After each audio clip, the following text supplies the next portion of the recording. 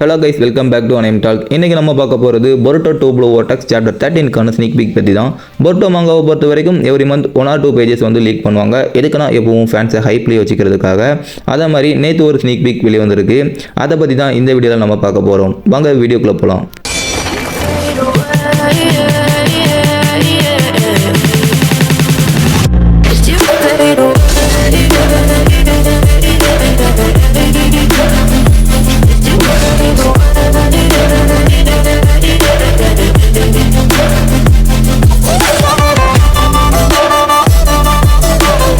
Okay, sneak peak பார்க்கலாம். இந்த sneak பீக்கில் ஒரு ஃப்ளாஷ்பேக் சீனை தான் ரெஃபர் பண்ணுறாங்க. என்னன்னா காஷின் கோஜி அண்ட் பொருட்டோவோட மீட்டிங். இந்த ஃப்ளாஷ்பேக்குக்காக நான் சாப்டர் 5ல் இருந்தே காத்துக்கிட்டு இருந்தேன். ஏன்னா காஷின் கோஜி பொருட்டோ கூட இருக்கிறத பார்த்ததுல இருந்து எனக்கு நிறைய டவுட் இருந்து. ஒன்று, ஆம்னிபோர்டன்ஸ் காஷின் கோஜியை அஃபெக்ட் பண்ணலையா? 2, காஷின் கோஜியை நம்பி அவரை எப்படி தன்னோட சென்சையா அக்செப்ட் பண்ணான்? ஏன்னா காஷின் கோஜி டைம் ஸ்கிப்க்கு முன்னாடி ஏற்கனவே பொருட்டோவோட டீமை அட்டாக் பண்ணி கோனகமருவை நியர்லி கில் பண்ணியிருப்பான். ஏஓவை பொருட்டோ கண்ணு முன்னாடி கொள்ளையும் செய்வான். 3, காஷின் கோஜி பொருட்டோக்கு என்ன காரணத்துக்காக ஹெல்ப் பண்றான்? இப்படி நிறைய டவுட் இருந்துச்சு. சரி, ஸ்னீக் பீக்ல என்ன நடக்குதுன்னு பார்ப்போம். இங்க பொருட்டோ ரியூச்சி கேவ்ல இருக்க மாதிரி இருக்கு. பொருட்டோ ஃபேஸை பார்க்கும்போது பொருட்டோக்கு தான் எங்க நிற்கிறானே தெரியல. பொருட்டோவை சுற்றி புகை மூட்டமாக இருக்குது. பொருட்டோ நிற்கிற இடத்த பார்த்தா எக்ஸாக்டாக சம்மனிங் சர்க்கிள் மாதிரியே இருக்குது. ஸோ பொருட்டோவை காஷின் கோஜி எப்படியோ சம்மன் பண்ணியிருக்கான். இது ஃப்ளாஷ்பேக்கில் நடக்கிறதால பொருட்டோ லாங் ஹேரில் இருக்கான். ஐ திங்க் இது சாஸ்கே ட்ரீயா மாறினதுக்கு அப்புறம் உள்ளதாக இருக்கலாம், இல்லைனா சாஸ்கே கோட் கூட ஃபைட் பண்ணிட்டு இருக்கும்போது உள்ளதாக இருக்கலாம்.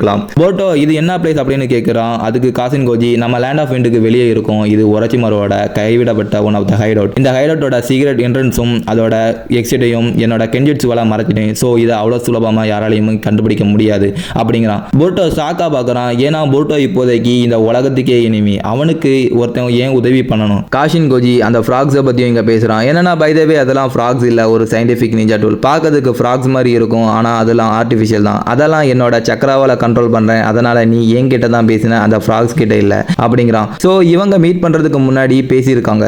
பொருட்டோ நீ யாரு, உனக்கு என்ன தெரியுமா அப்படின்னு கேட்குறான். எனக்கு இப்போ அந்த ஃபர்ஸ்ட் கொஸ்டின் சால்வ் ஆன மாதிரி இருக்கு. ஏன்னா காஷின் கோஜி ஆம்னிபோட்டன்ஸுக்கு அஃபெக்ட் ஆன மாதிரி இல்லைனா ஃப்ராக்ஸ் மொத்த ஈவெண்ட்டையும் ரெக்கார்ட் பண்ணியிருக்கணும். அதை காஷின் கோஜி ரீவைண்ட் பண்ணி பார்த்துருக்கணும். ஏன்னா காஷின் கோஜிக்கு பொருட்டோ யாருன்னு தெரிஞ்சிருக்கு. ஏன் அப்படி சொல்கிறோம்னா, இந்த பேஜோட லாஸ்ட் பேனலில் கோஜி இஷிக்கி கூட ஃபைட் பண்ணும்போது உடஞ்ச அந்த மாஸ்கை பொருட்டோ கிட்ட காட்டுறான். ஏன் அப்படி காட்டுறான்னு சொல்கிறோம்னா, பொருட்டோ வந்து காஷின் கோஜி அந்த மாஸ்க் போட்டிருக்கும் போது மட்டும்தான் பார்த்துருப்பான். ஸோ இப்போ பொருட்டோவால் கோஜியை ரெகக்னைஸ் பண்ண முடியும். ஓகே, இப்போ காஷின் கோஜிக்கு ஒரச்சிமரோட ஓல்கேட்டோட எப்படி தெரிஞ்சது அப்படின்னு பார்க்கும்போது இங்கே ஜிராயாவை கனெக்ட் பண்ணலாம். ஏன்னா ஜிராயா ஒரு ஸ்பை மாதிரி ஒவ்வொரு நேஷனலுக்குள்ளேயும் போய் இன்டெல் கலெக்ட் பண்ணுவார். அது மட்டும் இல்லாமல் சேம் லைக் நருட்டோ ஜிராயாவும் ஒரச்சிமரோவை திருத்தி அவனை திரும்ப வில்லேஜுக்கு கூட்டிட்டு வர ஆசைப்பட்டிருப்பாரு. அப்போ நிறைய ஒரச்சிமரோட ஹைட் அவுட்ஸை கண்டும் பிடிச்சிருப்பாரு. காஷின் கோஜி ஜிராயாவோட க்ளோனுங்கிறதால கோஜிக்கு தன்னோட பாஸ்ட் செல்ஃபை பற்றி தெரிஞ்சிக்க ஆசைப்பட்டிருப்பாரு. அதுக்காக லீஃப் வில்லேஜோட ஓல்டு மிஷன் ரெக்கார்ட்ஸை திருட பார்த்துருப்பாரு. இது அனைம் கேனன் எபிசோடா பொருட்டோல வச்சிருப்பாங்க. ஸோ கோஜி இஷிக்கி ஃபைட்டுக்கு அப்புறம் ஓல்டு ரெக்கார்ட்ஸை பார்த்து தான் யாருன்னு தெரிஞ்சிருக்கலாம். அப்போ மிஷின் ரெக்கார்ட்ஸில் ஜிராயா பண்ண எல்லாம் இருக்குங்கிறதால கோஜி ஒரச்சிமரோட ஹைடவுட்டை கண்டுபிடிச்சிருக்கலாம். ஓகே, இந்த சாப்டர் எப்படி இருக்க போகுதுங்கிறத இப்போ பார்ப்போம். ஒரு பாதி இல்லைனா அதுக்கு மேலே ஃப்ளாஷ்பேக்காக தான் இருக்க போகுது. இதில் மோஸ்ட்டாக எஃப்டிஜி உசுகிகோ இந்த டெக்னிக்ஸோட ட்ரைனிங் பேனல்ஸ் தான் இருக்க வாய்ப்பு இருக்கு. அப்புறம் பொருட்டோ போன சாப்டரோட எண்டிங்கில் பயங்கரமான ஒரு ஸ்னைப்பர் ஷாட் ஜூரா கிட்ட இருந்து வாங்கியிருப்பான். ஸோ நிறைய பேர் பொருட்டோவா சாக்கரா ரிட்டர்ன் ஆகி ஹீல் பண்ணுவான், சாரதா மங்கைக்கே எபிலிட்டி வச்சு ஹீல் பண்ணுவான், இல்லை ஹீமா வரை திரும்ப எழுந்து வந்து ஹீல் பண்ணுவான் அப்படின்னு நிறைய பேர் சொன்னாங்க. ஆனா எல்லாரும் மறந்துட்டீங்க, சாஸ்கேக்கு மெடிக்கல் நிஞ்சூட்ஸு தெரியுங்கிறதால பேசிக்கா பொருட்டோ சாஸ்கேயோட எல்லா டெக்னிக்ஸையும் கத்துக்கிட்டான்னா அவன் கண்டிப்பா மெடிக்கல் நிஞ்சூட்ஸும் கத்துருப்பான். அதுவும் பொருட்டோ லெவலுக்கு கண்டிப்பா அவனால இந்த வவுன்ஸை அவனாலேயே ஹீல் பண்ணிக்க முடியும். But he need some time, அவ்வளவுதான். அப்புறம் மோமோசிக்கியோட ரிட்டர்ன் எனக்கு தோன்ற வரைக்கும் மோமோசிக்கி வர ஒரு 70% வாய்ப்பு இருக்கு. ஆனா இப்போ கொண்டு வந்தா இது ரொம்ப சீக்கிரமோ அப்படின்னு தோணுது. இப்பொழுதைக்கு கவாக்கி கர்மா யூஸ் பண்ணாம சண்டை போடுற வரைக்கும் கவாக்கிக்கும் சரி, யூராக்கும் சரி, ஏன் கோனாகா வில்லேஜுக்கும் சரி ரொம்ப நல்லது. இந்த பேட்டில் ஃபீல்டில் மட்டும் மோமோசிக்கி கண்ட்ரோல் எடுத்தோம்னா முதல் ஜூராவை போட்டு தள்ளிட்டு அப்புறம் கவாக்கியை டிவோர் பண்ணிடுவான். ஸோ ஸ்டோரி இங்கேயே முடிஞ்சிடும். இப்படிலாம் முடிப்பாங்களான்னு கேட்டிங்கன்னா அப்படிலாம் முடிக்க மாட்டாங்க. ஏன்னா இந்த 2 ப்ளூ வார்டெக்ஸ் ரொம்ப லெங்க்த்தாக போகும். ஏன்னா இன்னும் அகெப்பியை பற்றி பார்க்கல, அந்த 2 ஹிடன் ஒட்சுசுகிஸை பற்றி பார்க்கல, ஏன் திரும்ப இஷிக்கியே பார்க்க கூட வாய்ப்பு இருக்குன்னு ஒரு தனி வீடியோவில் சொல்லியிருப்பேன். அதை டிஸ்கிரிப்ஷனில் கொடுத்துருக்கேன், செக் பண்ணி பார்த்துக்கோங்க. அது இன்னும் நடக்கல. கவாக்கி சினோபி வேல்டா ஒரு கட்டத்துக்கு வருஷத்துக்கு அப்புறம் டெஸ்ட்ராய் பண்ணுவான். அது இன்னும் நடக்கல. இன்னும் இந்த சீரியஸ்ல ஸ்டோரி நிறைய இருக்கு. ஸோ இப்படிலாம் முடிக்க மாட்டாங்க. ஏன்னா ப்ரோ மோமோஷிக்கியை இவ்வளோ பயங்கரமா சொல்றீங்க, அவன் ஏற்கனவே கவாகி கிட்ட தோத்தவன் தானே அப்படின்னு கேட்பீங்க.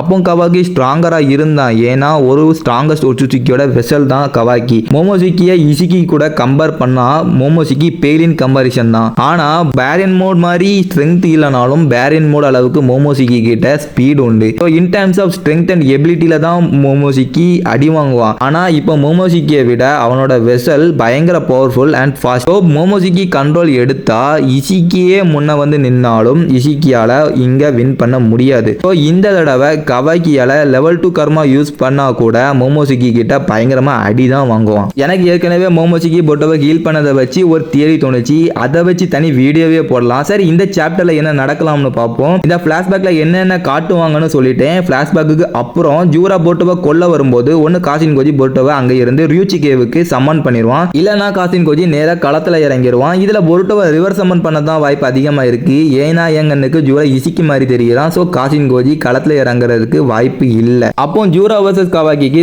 ரவுண்ட் 2 நடக்கலாம். இப்போ கவாக்கி கர்மா வெர்சன் 2க்கு போலாம். இங்க கவாக்கி ஜூராக்கு கொஞ்சம் டஃப் கொடுக்கலாம். அப்புறம் ஜூரா சீரியஸா ஃபைட் பண்ணி கவாக்கியை நாக் அவுட் பண்ணி போடலாம். இங்க கவாக்கி சண்டை போடுற டைமை யூஸ் பண்ணி போட்டோ ஹீல் ஆகிட்டு திரும்ப எஃப்டிஜி யூஸ் பண்ணி வில்லேஜுக்கு வந்து ஜூரா கிட்ட ஃபைட் பண்ணுவான். ஓகே ப்ரோ 70% மோமோஷிக்கி வர வாய்ப்பு இருக்குன்னு சொன்னீங்களே அப்படின்னு கேட்டா இந்த பிளாஷ்பேக் சீன்ல மோமோஷிக்கியா காட்ட வாய்ப்பு இருக்கு. அண்ட் இங்க பேட்டில் ஃபீல்ட்ல மோமோஷிக்கியை கிசிமோட்டோ இறக்கி விட மாட்டாரு. பிகாஸ் இது ரொம்ப சீக்கிரம்னு கிசிமோட்டோக்கே தோணும். ஆனா மோமோஷிக்கி புருட்டோ பத்தி பிளாஷ்பேக் சீன்ல இன்ட்ரெஸ்டிங்கா ஏதாவது காட்டுவாங்க. ஓகே அவ்வளவுதான். வீடியோ பிடிச்சிருந்தா லைக் பண்ணுங்க. நெக்ஸ்ட் சாப்டர் 13 வரதுக்கு முன்னாடியே டெக்ஸ்ட் ஸ்பாய்லர்ஸ்லாம் வந்துடும். அது வந்த உடனே நம்ம சேனல்ல வீடியோ வந்துடும். அதை பார்க்க நம்ம சேனலை சப்ஸ்கிரைப் பண்ணி வச்சுக்கோங்க. Okay bye.